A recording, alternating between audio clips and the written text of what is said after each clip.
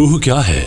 रूह की हकीकत क्या है? जब इंसान की मौत वाक़ई होती है तो जिस्म से असल में क्या निकलता है?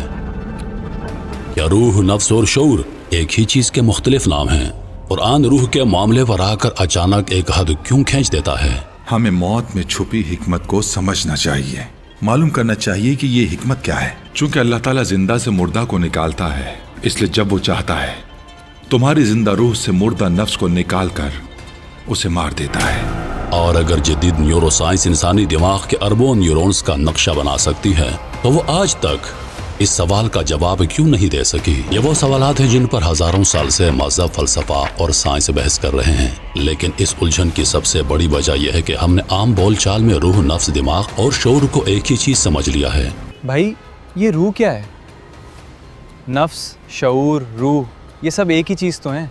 जबकि हकीकत में ये सब बिल्कुल अलग अलग चीजें हैं। सबसे पहले इस मौजू की बुनियाद को समझना जरूरी है जो कुरान ने आज से 1400 साल पहले वाज़े कर दी थी। सूरतुल इसरा आयत नंबर 85। और ये लोग आपसे रूह के बारे में सवाल करते हैं, कह दीजिए रूह मेरे रब के अमर में से है और तुम्हें इल्म में से बहुत थोड़ा दिया गया है। इस एक आयत में दो बहुत गहरी हकीकतें छुपी हैं। पहली हकीकत लफ्ज अमर में है। क्लासिकी इस्लामी स्कॉलर जिनमें इमाम गजाली और इमाम फखरुद्दीन राज़ी शामिल हैं, इस पर बहुत गहरी बहस करते हैं और बताते हैं कि कुरान में अल्लाह की तख्लीक की दो बड़ी कैटेगरीज बयान हुई हैं, एक आलम खल्क और दूसरा आलम अम्र। आलम खल्क वो मादी दुनिया है जिसमें हम रहते हैं, जो कवानीन तबीयत यानी लॉज ऑफ फिजिक्स के उसूलों के पाबंद हैं। यहाँ चीजें टाइम और स्पेस के अंदर बनती हैं और इर्तिकाई अमल से गुजरती हैं। मादी वजूद रखती हैं लेकिन अमर का ताल्लुक इस मादी दुनिया के कवानीन से नहीं। अमर अल्लाह का बराह रास्त और वो फौरी हुक्म है जो स्पेस टाइम की कैद से आज़ाद है।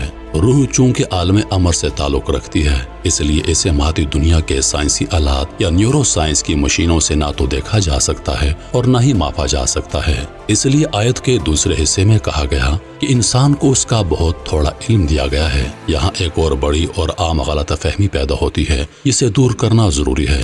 हम अपने लिटरेचर, शायरी और आम गुफ्तगू में रूह और नफ्स को एक ही चीज समझकर इस्तेमाल करते हैं, जबकि इस्लामी और कुरानी फलसफे में यह दोनों बिल्कुल मुख्तलिफ तस्वुरात हैं। अगर आप इस फर्क को नहीं समझेंगे तो आप ये नहीं समझ पाएंगे कि मौत के वक्त असल में क्या होता है। कुरान में कहीं भी ये नहीं कहा गया कि रूह को मौत आएगी। कुरान कहता है कुल्लु नफ्सिन ज़ायक़तुल मौत, यानी हर नफ्स को मौत का जायका चखना है। मौत रूह को नहीं नफ्स को आती है। क़यामत के दिन अमाल का हिसाब रूह का नहीं नफ्स का होगा। अच्छे या बुरे काम रूह नहीं नफ्स करता है। रूह के साथ कभी ये सिफात नहीं लगाई गई। रूह एक खालिस एनिमेटिंग प्रिंसिपल है जो अल्लाह की तरफ से आता है और जिस्म को जिंदगी की हिरारत बख्शता है। इमाम इब्नुल क़य्यिम ने अपनी मशहूर किताब किताबुल रूह में इस पर तफसीली बहस की है। बाज़ उलमा के नज़दीक ये एक ही गैर मादी वजूद के दो मुख्तलिफ अफ़आल के नाम हैं। जब वो वजूद जिस्म को तिब्बी जिंदगी फराहम कर रहा होता है उसे रूह कहते हैं, और जब वही वजूद ख्वाहिशात, इरादे और शऊर का मरकज़ बनता है तो उसे नफ्स कहा जाता है। ये एक इंतहाई बारीक फ़र्क है। इस फ़र्क को साइंसी और कुरानी दोनों हवालों से समझने का सबसे बेहतरीन तरीक़ा नींद का अमल है। सूरतुल ज़मर की आयत नंबर 42 में अल्लाह ताला फरमाता है कि अल्लाह जानों यानी नफ्सों को मौत के वक्त कब्ज़ कर लेता है और जिनकी मौत का वक्त नहीं आया होता उन्हें नींद की हालत में कब्ज़ कर लेता है। गौर करें, जब आप सो रहे होते हैं तो आपका नफ्स यानी आपका शऊर और आपका सब्जेक्टिव एक्सपीरियंस आपके जिस्म से आर्जी तौर पर मुनक़ता हो जाता है। आपको अपने वजूद का, अपने इर्द गिर्द की दुनिया का और वक्त के गुजरने का कोई एहसास नहीं रहता, लेकिन आपका दिल धड़क रहा होता है। आपका बायोलॉजिकल सिस्टम पूरी तरह काम कर रहा होता है क्योंकि नींद में आपका नफ्स कब्ज किया जाता है, आपकी रूह नहीं।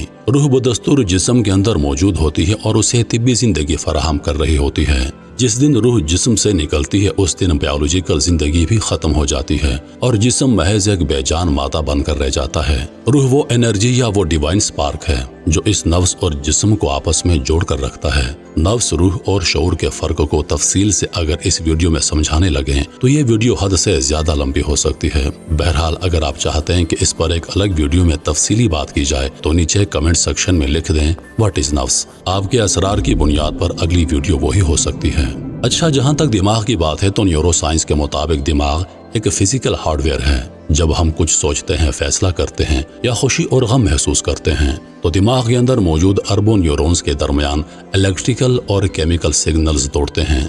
ہم MRI مشینوں کے ذریعے ان سگنلز کو اسکرین پر دیکھ سکتے ہیں۔ اگر دماغ کے کسی خاص حصے کو چوٹ لگ جائے تو انسان کی یادداشت جا سکتی ہے، اس کی شخصیت بدل سکتی ہے اور یہاں تک کہ اس کا اخلاق بھی تبدیل ہو سکتا ہے۔ اس سے بظاہر یہ لگتا ہے کہ ہمارا شعور، ہمارا نفس اس دنیا میں اظہار کے لیے مکمل طور پر اس فزیکل برین کا محتاج ہے۔ مثال کے طور پر اگر ایک بہت اعلیٰ کوالٹی سافٹ ویئر کو چلانے والا کمپیوٹر یا ہارڈ ویئر ہی خراب ہو جائے تو وہ سافٹ ویئر اپنا کام ٹھیک سے نہیں کر پائے گا۔ جب ایک نیورو سرجن کسی انسان کے دماغ کا آپریشن کرتا ہے تو اسے وہاں خون، ٹیشوز اور نیورونز کے سوا کچھ نہیں ملتا۔ اسے وہاں کوئی خیال، کوئی خواب یا کوئی احساس نظر نہیں آتا۔ دماغ کی برقی سرگرمی کو مانیٹر کر لینا ایک بات ہے، لیکن وہ برقی سرگرمی ایک احساس میں کیسے اور کیوں بدل جاتی ہے، یہ ایک بالکل مختلف سوال ہے۔ جب آپ کسی سرخ گلاب کو دیکھتے ہیں تو سائنس یہ تو بتا سکتی ہے کہ روشنی کی لہریں آپ کی آنکھ سے ٹکرائیں، آپ کے آپٹک نرو نے دماغ کو سگنل بھیجا اور دماغ کی ویژول کورٹیکس کے نیورونز فائر ہوئے، لیکن سائنس یہ نہیں بتا سکتی کہ اس گلاب کی سرخی کو محسوس کرنے کا جو اندرونی اور ذاتی تجربہ ہے وہ ان بے جان، اندھے اور بہرے نیورونز کے اندر سے کیسے پیدا ہوا۔ فلسفے اور نیورو سائنس میں اسے the hard problem of consciousness یعنی شعور کا مشکل ترین مسئلہ کہا جاتا ہے۔ دنیا کے مایا ناز فلاسفر ڈیوڈ چالمرز نے جب یہ اصطلاح متعارف کروائی تو اس نے سائنسی اور اکیڈمک دنیا میں ایک نئی بحث چھیڑ دی۔ چالمرز کا سوال بہت سادہ لیکن ناقابل تردید تھا۔ اس نے کہا کہ سائنس یہ تو بتا سکتی ہے کہ دماغ ڈیٹا پروسیس کیسے کرتا ہے، لیکن وہ یہ نہیں بتاتی کہ اس پروسیسنگ کے ساتھ ایک اندرونی تجربہ کیوں جڑا ہوا ہے۔ ایک روبوٹ یا کیمرہ بھی سرخ رنگ کو پہچان سکتا ہے، لیکن روبوٹ کو وہ رنگ محسوس نہیں ہوتا۔ انسان کو کیوں محسوس ہوتا ہے؟ بے جان مادے سے محض کاربن، ہائیڈروجن اور پانی کے ایٹموں کے ملنے سے ایک ایسی چیز کیسے وجود میں آ گئی جو خود کو جانتی ہے؟ مادیت پسند میٹرالسٹ سائنسدانوں کا ماننا ہے کہ شعور صرف دماغ کی ایک پیچیدہ پیداوار ہے اور جس دن دماغ مرتا ہے شعور ہمیشہ کے لیے ختم ہو جاتا ہے۔ ان کے نزدیک روح یا جسم سے آزاد کسی چیز کا کوئی وجود نہیں، لیکن مسئلہ یہ ہے کہ یہ صرف ایک مفروضہ ہے، کوئی ثابت شدہ سائنسی حقیقت نہیں۔ آج تک کوئی ایک بھی سائنسی تجربہ یہ ثابت نہیں کر سکا کہ مادے کے اندر سے شعور کیسے پیدا کیا جا سکتا ہے۔ اگر شعور صرف کیمیکلز اور ایٹموں کی ترتیب کا نتیجہ ہوتا تو ہم لیبارٹری میں ایٹموں کو ملا کر ایک باشعور ہستی بنا چکے ہوتے۔ انسان کی اس بے بسی اور تجسس کی سب سے بڑی مثال آج سے تقریباً 120 سال پہلے سامنے آئی۔ سال 1901 تھا جب امریکہ میں ڈاکٹر ڈنکن میکڈوگل نے ایک انتہائی عجیب تجربہ کیا۔ انہوں نے یہ نظریہ پیش کیا کہ اگر روح واقعی کوئی وجود رکھتی ہے تو جسم سے نکلتے وقت اس کا کوئی نہ کوئی مادی وزن بھی ضرور ہونا چاہیے۔ اس مقصد کے لیے انہوں نے 6 ایسے مریضوں کا انتخاب کیا جو موت کے بالکل قریب تھے۔ انہوں نے ان مریضوں کو ایک انتہائی حساس ترازو والے بستر پر لٹایا تاکہ موت سے پہلے، موت کے عین وقت اور موت کے فوراً بعد ان کے جسم کے وزن میں آنے والی تبدیلی کو ریکارڈ کیا جا سکے۔ میکڈوگل کے اس تجربے کے نتائج نے دنیا بھر میں ایک سنسنی پھیلا دی۔ ان کے مطابق موت کے بالکل اسی لمحے جب ایک مریض کی سانس رکی، اس کے وزن میں 21 گرام کی کمی واقع ہوئی۔ انہوں نے یہ نتیجہ نکالا کہ یہی 21 گرام دراصل انسانی روح کا وزن ہے۔ یہ نظریہ اتنا مشہور ہوا کہ آج بھی بہت سے لوگ اسے ایک سائنسی حقیقت کے طور پر مانتے ہیں، لیکن جدید سائنس اس تجربے کو مکمل طور پر مسترد کرتی ہے۔ سائنسی اعتبار سے یہ تجربہ خامیوں سے بھرا ہوا تھا۔ 6 میں سے صرف ایک مریض کا ڈیٹا 21 گرام کی کمی دکھا رہا تھا، جبکہ باقی مریضوں کے وزن میں ہونے والی تبدیلی کا کوئی واضح پیٹرن نہیں تھا۔ اس کے علاوہ موت کے وقت جسم کے درجہ حرارت میں تبدیلی، پھیپھڑوں سے ہوا کا اخراج اور پسینے کے بخارات بن کر اڑنے جیسے کئی طبی عوامل اس وزن کی کمی کی وجہ بن سکتے ہیں۔ مگر اس تجربے کی سب سے بڑی خامی سائنسی نہیں بلکہ تصوراتی تھی۔ میکڈوگل یہ فرض کر رہے تھے کہ روح کوئی مادی چیز ہے جسے کسی فزیکل ترازو پر تولا جا سکتا ہے، اور روح کو سمجھنے کی یہ کوشش صرف جدید دور کا حصہ نہیں بلکہ ہزاروں سال پرانی تہذیبوں نے بھی اس معمے پر گہرا غور کیا ہے۔ قدیم یونانی فلاسفر روح کے لیے سائیکی کا لفظ استعمال کرتے تھے، جس کا مطلب زندگی کا سانس یا زندگی کی بنیاد تھا۔ اسی طرح لاطینی زبان میں اس کے لیے اینیما کا لفظ استعمال ہوتا تھا۔ دلچسپ بات یہ ہے کہ آج کے دور میں جب ہم لفظ اینیمیشن استعمال کرتے ہیں، اس کی بنیاد بھی یہی لاطینی لفظ ہے۔ جب ہم کسی کمپیوٹر سے بنے بے جان کریکٹر کو اسکرین پر حرکت دیتے ہیں تو دراصل ہم اسے اینیمیٹ کر رہے ہوتے ہیں، یعنی ایک طرح سے اس میں زندگی یا روح ڈال رہے ہوتے ہیں۔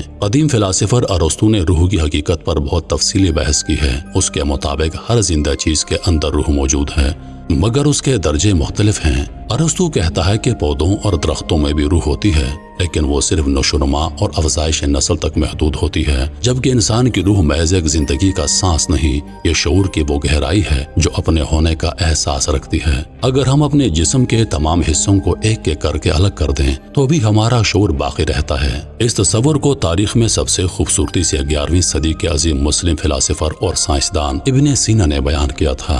ابن سینا نے جیل کی تنہائی میں ایک تصوراتی تجربہ پیش کیا جسے دی فلوٹنگ مین ایکسپیریمنٹ کہا جاتا ہے۔ ابن سینا کہتے ہیں کہ تصور کریں کہ ایک انسان ابھی بالکل اسی وقت پیدا ہوا، لیکن وہ مکمل طور پر بالغ اور باشعور ہے، مگر وہ خلا میں تیر رہا ہے۔ اس کے ارد گرد مکمل اندھیرا اور خاموشی ہے۔ اس کی آنکھیں کچھ نہیں دیکھ سکتی، کان کچھ نہیں سن سکتے، ہوا کا جھونکا اسے نہیں چھو رہا، حتیٰ کہ اس کے اپنے ہاتھ پاؤں بھی ایک دوسرے سے دور ہیں اور اپنے جسم کے کسی بھی حصے کا کوئی احساس یا علم نہیں۔ اس کے تمام حواس یعنی سینس مکمل طور پر منقطع ہو چکے ہیں۔ ابن سینا سوال کرتے ہیں کہ اس مکمل بے حسی کی حالت میں کیا وہ شخص اپنے وجود سے انکار کر سکتا ہے؟ کیا اسے یہ علم ہوگا کہ وہ موجود ہے؟ جواب ہے ہاں۔ اسے اپنے کسی ہاتھ، پیر، دل یا دماغ کا علم نہیں ہوگا، لیکن اسے اپنے ہونے کا، اپنے وجود کا مکمل احساس ہوگا۔ وہ جانتا ہوگا کہ میں موجود ہوں۔ اس تجربے سے ابن سینا نے یہ عظیم تجربہ نکالا کہ انسان کا شعور یا اس کی روح اس کے مادی جسم پر انحصار نہیں کرتی۔ جسم میں ایک خول ہے جس کے ذریعے روح اس دنیا کو محسوس کرتی ہے، مگر روح کا اپنا وجود جسم سے بالکل آزاد اور الگ ہے۔ یہیں سے یہ نظریہ جنم لیتا ہے کہ دماغ شعور اور روح کو پیدا نہیں کر رہا، بلکہ دماغ محض ایک ریسیور یا ٹرانسمیٹر کے طور پر کام کر رہا ہے۔ جس طرح ایک ریڈیو سگنل کو پیدا نہیں کرتا، بلکہ فضا میں موجود غیر مرئی سگنلز کو پکڑ کر انہیں آواز میں تبدیل کرتا ہے، بالکل اسی طرح دماغ اس غیر مادی نفس یا شعور کو اس مادی دنیا کے ساتھ انٹریکٹ کرنے کے قابل بناتا ہے۔ اور اگر یہی ریڈیو ٹوٹ جائے تو اس کا مطلب ہرگز یہ نہیں ہوتا کہ براڈ کاسٹ ہونے والا سگنل ختم ہو گیا ہے۔ سگنل اب بھی موجود ہے، صرف اسے اس دنیا میں ظاہر کرنے والا آلہ ٹوٹ گیا ہے۔ سب سے زیادہ ناقابل وضاحت حصہ ہے جسے نیورو سائنس میں آڈیکل پرسیپشن کہا جاتا ہے۔ وہ یہ کہ بعض مریضوں نے کلینکل ڈیتھ کی حالت میں آپریٹنگ روم کے وہ مناظر، سرجنز کی وہ گفتگو اور وہ آلات بالکل درست بیان کیے جو ان کے بے ہوش ہونے کے بعد وہاں لائے گئے تھے۔ بعض پیدائشی اندھے لوگوں نے موت کے قریب پہنچنے پر وہ ویژول ڈیٹیلز بتائیں جنہیں انہوں نے طبی زندگی میں کبھی آنکھ سے دیکھا ہی نہیں تھا۔ سائنس آج تک اس بات کی کوئی تسلی بخش فزیکل وضاحت پیش نہیں کر سکی کہ ایک بند اور مردہ دماغ اپنے ارد گرد کی دنیا کا یا کسی اور ڈائمینشن کا اتنا منطقی اور واضح مشاہدہ کیسے کر سکتا ہے۔ جدید بیولوجی بھی ہمیں بتاتی ہے کہ ایک اوسط انسان کے جسم کے تقریباً تمام خلیے یعنی سیلز ہر 7 سے 10 سال کے اندر مر جاتے ہیں اور ان کی جگہ نئے خلیے لے لیتے ہیں۔ آج آپ کے جسم اور دماغ میں وہ ایٹم موجود ہی نہیں جو 10 سال پہلے تھا۔ مادی لحاظ سے آپ وہ انسان ہیں ہی نہیں جو 10 سال پہلے تھے، لیکن حیرت انگیز بات یہ ہے کہ آج بھی آپ کا میں وہی ہے۔ اگر آپ محض ایک فزیکل باڈی ہیں تو جسم کے مکمل بدل جانے پر بھی آپ کی شناخت ختم ہو جانی چاہیے تھی۔ تو اگر یہ روح اس فزیکل دنیا کی چیز ہے ہی نہیں تو یہ انسان کے مادی جسم میں کہاں سے کیسے داخل ہوتی ہے؟ اور انسان کے پیدائش سے پہلے یہ تھی کہاں؟ یہاں سائنس اور فلسفے کی سرحد ختم ہو جاتی ہے۔ اس سے آگے کا سفر صرف وہی علم طے کر سکتا ہے جو انسانی عقل سے بالا تر ہو، کیونکہ روح کا سفر ہماری اس دنیا میں آنے سے بہت پہلے شروع ہو چکا تھا۔ ایک ایسے عالم میں جس کے اصول اس کائنات کی فزکس سے بالکل مختلف تھے، ایسی جگہ جہاں وقت اور مادے کا کوئی وجود نہیں تھا، اگر ہمارا شعور پوری طرح بیدار تھا۔ روح کے اس ناقابل یقین سفر کا آغاز عالم اروا میں ہوا تھا۔ قرآن پاک سورۃ الاعراف میں اس سے پہلے اور عظیم ترین مرحلے کا ذکر ملتا ہے۔ وہ وقت تھا جب کائنات زمین اور وقت کو ان کی موجودہ شکل میں نہیں بنایا گیا تھا۔ اللہ تعالیٰ نے تمام انسانوں کی روحوں کو پیدا کیا اور ان سے ایک عہد لیا، جسے تاریخ اور تصوف میں عہد الست کہا جاتا ہے۔ اللہ تعالیٰ نے تمام روحوں سے مخاطب ہو کر پوچھا، کیا میں تمہارا رب نہیں ہوں؟ اس پر تمام روحوں نے ایک ساتھ گواہی دی اور کہا، ہاں ہم گواہی دیتے ہیں۔ اس مقام پر انسان کے شعور اور اس کی پہچان کی بنیاد رکھی گئی۔ روحیں پہلی مرتبہ ایک دوسرے سے ملی۔ صحیح مسلم اور ابو داؤد میں حضرت ابو ہریرہ رضی اللہ تعالی عنہ سے ایک انتہائی خوبصورت حدیث مروی ہے۔ آپ علیہ السلام نے فرمایا کہ روحیں عالم ارواح میں جھنڈ یا گروہوں کی صورت میں رہتی تھیں۔ وہاں جن روحوں کا آپس میں تعارف اور انسیت ہو گئی، ان کے درمیان اس دنیا میں بھی محبت اور کشش پیدا ہو جاتی ہے، اور جو روحیں وہاں ایک دوسرے کے لیے اجنبی رہیں، وہ اس دنیا میں بھی ایک دوسرے سے دور رہتی ہیں۔ ہم اکثر اپنی روزمرہ زندگی میں کسی ایسے شخص سے ملتے ہیں جسے دیکھ کر ایک فطری اپنائیت محسوس ہوتی ہے۔ چند لمحوں کی گفتگو کے بعد یوں لگتا ہے جیسے ہم اس انسان کو برسوں سے جانتے ہوں۔ یہ کشش دراصل انہی روحوں کی وہ پرانی پہچان ہے جو عالم ارواح میں قائم ہوئی تھی۔ یہ اس بات کا ثبوت ہے کہ ہماری شخصیت کا ایک حصہ ایسا ہے جس کی یادداشت ہمارے مادی دماغ سے کہیں زیادہ پرانی ہے۔ عالم ارواح کے اس طویل قیام کے بعد روح کے سفر کا دوسرا مرحلہ وہ مقام ہے جہاں روح کو پہلی بار ایک مادی جسم کے ساتھ جوڑا جاتا ہے۔ قرآن مجید سورۃ السجدہ میں انسان کی تخلیق اور اس میں روح پھونکنے کا ذکر کرتا ہے۔ جدید میڈیکل سائنس آج ہمیں حیرت انگیز تفصیل سے بتاتی ہے کہ ماں کے پیٹ میں بچے کا جسم کیسے بنتا ہے، خلیے کیسے تقسیم ہوتے ہیں اور اعضاء کیسے تشکیل پاتے ہیں، مگر اصل زندگی اس وقت تک شروع نہیں ہوتی جب تک اس گوشت کے لوتھڑے میں ایک غیر مادی طاقت داخل نہ کی جائے۔ نبی کریم علیہ الصلوۃ والسلام نے اس عمل کی تفصیلی وضاحت بیان فرمائی ہے۔ آپ علیہ السلام کے مطابق ماں کے پیٹ میں انسان کی تخلیق 3 مراحل سے گزرتی ہے۔ 40 دن تک نطفے کی شکل میں، پھر 40 دن خون کی پھٹکی علقہ کی شکل میں، 40 دن تک گوشت کے ایک ٹکڑے یعنی مضغہ کی شکل میں۔ جب یہ 120 دن پورے ہو جاتے ہیں تو اللہ کے حکم سے ایک فرشتہ بھیجا جاتا ہے جو اس کے جسم کے اندر روح پھونک دیتا ہے۔ یہ محض حیاتیاتی عمل نہیں، روح کے جسم میں داخل ہوتے ہی اس کی دنیاوی زندگی کے 4 اہم ترین فیصلے لکھ دیے جاتے ہیں۔ رزق کتنا ہوگا، زندگی کی مہلت، اعمال کیا ہوں گے، نیک بخت ہوگا یا بدبخت۔ یہی وہ وقت ہوتا ہے جب ایک بے جان مادی ڈھانچہ دھڑکتے محسوس کرتے اور باشعور انسان میں تبدیل ہو جاتا ہے۔ میڈیکل سائنس الٹرا ساؤنڈ کے ذریعے اس جسم کی حرکت کو تو دیکھ سکتی ہے مگر وہ اس امر کو نہیں دیکھ سکتی جو اس حرکت کا اصل سبب ہے۔ ماں کے پیٹ سے نکل کر انسان اس دنیا میں قدم رکھتا ہے جو اس کی روح کے سفر کا تیسرا اور سب سے کٹھن مرحلہ ہے۔ یہاں روح اکیلی اور آزاد نہیں رہتی، اسے مادی دنیا کی ضرورتوں، جسمانی خواہشات اور دماغی پیچیدگیوں کے ساتھ جوڑ دیا جاتا ہے۔ روح خالصتاً اللہ کا امر ہے، وہ پاک ہے اور اس کی فطرت میں نیکی، سچائی اور سکون کی کشش رکھی گئی ہے۔ اس روح کا جسم سے نکلنے کا سفر ایک انتہائی گہرا اور بعض اوقات شدید تکلیف دہ تجربہ ہوتا ہے، لیکن ہر انسان کے لیے یہ تجربہ ایک جیسا نہیں۔ جب کسی انسان کا وقت پورا ہو جاتا ہے تو اللہ کے حکم سے حالات خود بخود اسے اس مقام تک لے جاتے ہیں جہاں اس کی روح قبض ہونی ہوتی ہے۔ نبی کریم علیہ الصلوۃ والسلام نے فرمایا تھا کہ جب اللہ تعالیٰ کسی بندے کی روح کو کسی مخصوص علاقے میں قبض کرنا چاہتا ہے تو وہ شخص اس کے لیے اس علاقے میں جانے کی کوئی نہ کوئی ضرورت یا وجہ پیدا کر دیتا ہے، اور جب وہ شخص وہاں پہنچتا ہے تو اس کا وقت مکمل ہو جاتا ہے۔ اس آخری لمحے میں جب ایک انسان کی آنکھیں اس کی روح ایک نئے عالم کو دیکھنا شروع کر دیتی ہیں، مادے اور سائنس کی ہر حقیقت بے معنی ہو جاتی ہے اور انسان وہ کچھ دیکھتا ہے جو اس سے پہلے کبھی اس کی نظروں کے سامنے نہیں آیا تھا۔ اس مادی جسم سے نکلنے کے بعد یہ روحیں برزخ کی زندگی میں داخل ہو جاتی ہیں۔ برزخ دنیا اور آخرت کے درمیان وہ پردہ یا انتظارگاہ ہے، یہاں مادی فزکس کے قوانین کام نہیں کرتے۔ نیک روحوں اور نفسوں کے لیے برزخ کا وہ پرسکون سفر قیامت تک جاری رہے گا، یہاں تک کہ ہر روح کو دوبارہ ایک نئے اور مستقل جسم میں داخل کر دیا جائے۔ مشہور صحابی عبداللہ بن مسعود رضی اللہ تعالی عنہ بیان کرتے ہیں کہ ایک مرتبہ وہ رسول اللہ صلی اللہ علیہ وآلہ وسلم کے ساتھ مدینہ کے کھنڈ رات میں چل رہے تھے۔ آپ علیہ الصلوۃ والسلام کے ہاتھ میں کھجور کی ایک چھڑی تھی جسے آپ زمین پر ٹیک کر چل رہے تھے۔ اسی دوران وہاں سے کچھ یہودیوں کا گزر ہوا۔ انہوں نے آپس میں مشورہ کیا کہ ان سے یعنی نبی کریم علیہ الصلوۃ والسلام سے روح کے بارے میں سوال کیا جائے۔ ان میں سے بعض نے روکا کہ کہیں ایسا جواب نہ مل جائے جو تمہیں ناگوار گزرے، مگر تجسس غالب آیا اور بالآخر ایک شخص نے آگے بڑھ کر پوچھا، اے ابو القاسم، یہ روح کیا چیز ہے؟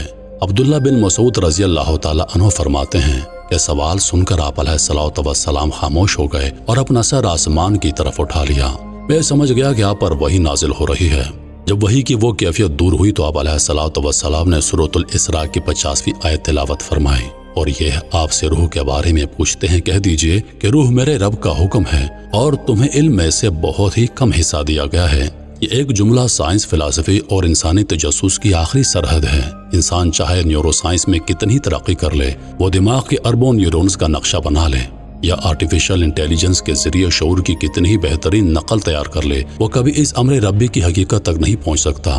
ہم جان سکتے ہیں کہ شعور کیسے کام کرتا ہے، ہم یہ دیکھ سکتے ہیں کہ یہ مادی جسم کو کیسے متحرک کرتا ہے، مگر یہ کیا ہے، اس کا مادہ کیا ہے، یہ کہاں سے آتی ہے، اسے لیبارٹری کی کسی خوردبین سے دیکھا نہیں جا سکتا۔ جدید سائنس نے پچھلی چند صدیوں میں حیران کن ترقیاں کی ہیں۔ ہم نے اسپیس ٹیلیسکوپس کے ذریعے اربوں نوری سال دور کے کہکشاؤں کو دیکھ لیا ہے۔ ہم نے کوانٹم فزکس کے ذریعے ایٹم کے اندر موجود ذرات کو توڑ کر دیکھ لیا ہے۔ ہم نے MRI کے ذریعے انسانی دماغ کے اندر دوڑتے ہوئے سگنلز کا نقشہ بھی بنا لیا ہے، لیکن یہ تمام تر علم، یہ تمام تر سائنس عالم خلق یعنی مادی کائنات کے بارے میں ہے۔ جب بات روح کی آتی ہے جو عالم امر سے تعلق رکھتی ہے تو سائنس کے تمام حالات اور تمام پیمانے بے بس ہو جاتے ہیں۔ یہ انسان کی کمزوری نہیں، یہ کائنات کے ڈیزائن کا حصہ ہے۔ ایک فزیکل آلے سے آپ نان فزیکل حقیقت کو نہیں ناپ سکتے۔ روح کو نہ تو مائکروسکوپ کے ذریعے نیچے رکھا جا سکتا ہے، نہ اسے ریاضی کی کسی مسابات میں قید کیا جا سکتا ہے، اور نہ ہی نیورو سائنس کا کوئی اسکینر اسے دیکھ سکتا ہے۔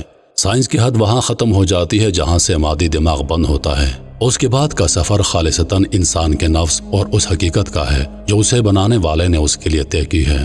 اس پوری بحث کا سب سے بڑا حاصل یہ نہیں کہ ہم نے روح کو مکمل طور پر سمجھ لیا ہے، بلکہ سب سے بڑا حاصل اس بات کا ادراک ہے کہ ہم اس دنیا میں محض چند کیمیکلز کا مجموعہ نہیں جنہیں اتفاقاً شعور مل گیا ہو۔ ہم اصل میں ایک غیر مادی حقیقت ہیں جو ایک مادی دنیا کا تجربہ کر رہی ہیں۔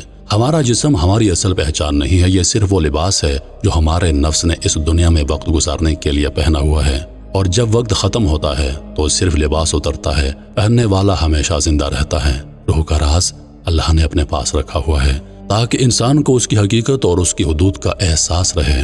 ہمیں صرف اتنی معلومات دی گئی ہیں جو ہماری اخلاقی اور روحانی زندگی کو سنوارنے کے لیے کافی ہیں۔